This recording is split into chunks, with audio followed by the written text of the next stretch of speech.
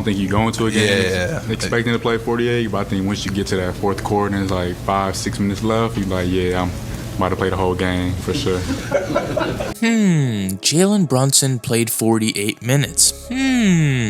Quentin Grimes played 48 minutes. This is taxing to the body. But nevertheless, the New York Knicks came out with a victory and they took it personal. You know, they want to make a statement. They want to make a series out of this. They can't go out 4-1. That's just going to be embarrassing. In today's video, we'll be breaking down some film on the 3 players that stood out for the New York Knicks, how they executed their plays. Before we break down the film and talk about the players, make sure you guys hit that like button. Helps get the video to many more people, and hit the subscribe button to stay up to date with the latest NBA videos. Enough me talking, let's get right on to the first standout player on the Knicks, and this is Jalen Brunson. You may be asking, how did Brunson score 38 points with ease? And there is one reason to this. This is his ability to play basketball at his own pace. When you see Jalen Brunson playing basketball, he does not quicken up his dribble for anybody. He will start off by dribbling very slowly and then out of nowhere run at you in the paint and pull up for a mid-range. And a good example is on this play when Brunson is coming off a screen by Hartenstein. He begins by dribbling very slowly and going into a slow crossover, and then out of nowhere picking up his pace,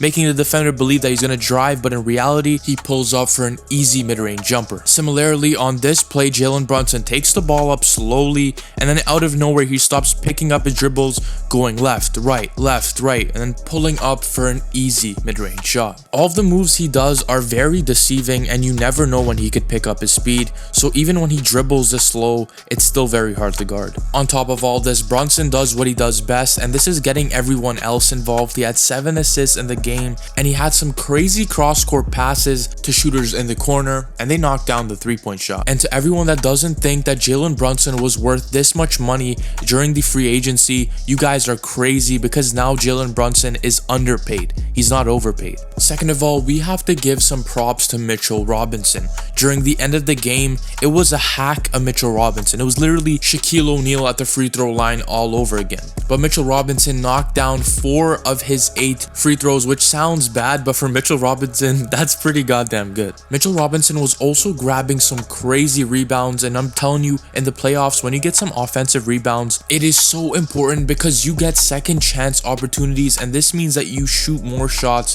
than the other team. And even in game 3, Mitchell Robinson had some crazy rebounds, and a good example was on this play when Julius Randle missed a jumper. Mitchell Robinson grabbed the ball over 2 guys. He went back up for a second chance opportunity, and right after missing that shot, he chased after Bam Adebayo, got a steal, and then gave the Knicks another opportunity to shoot the basketball. So if the Knicks get more of this from Mitchell Robinson, they're going to have more shots in the Miami Heat, and in most cases, when the team has the most shots, they end up winning that game. And now let's move on to the third standout player on the Knicks, and this was hard for me to choose, so I chose 2 players instead. First of all, Quentin Grimes. Quentin Grimes went out there, played 48 minutes. This is absolute blasphemy. 48 minutes is crazy. He played some amazing defense. He had 2 steals, 2 blocks. He also had 5 assists. Although he didn't score too many points, he still went out there, gave you some quality defense. And also, Julius Randle went out there, knocked down 4 3-pointers, and shot the 3-pointer at a 57%. And when you have Julius Randle shooting the 3-point shot at an efficient rate like this, it helps spread the floor out and gives more room for Jalen Brunson to operate in his isolation pick and rolls. Oh yeah, and don't get me wrong, Barrett still played good, but I just think that these players stood out to me a little bit more.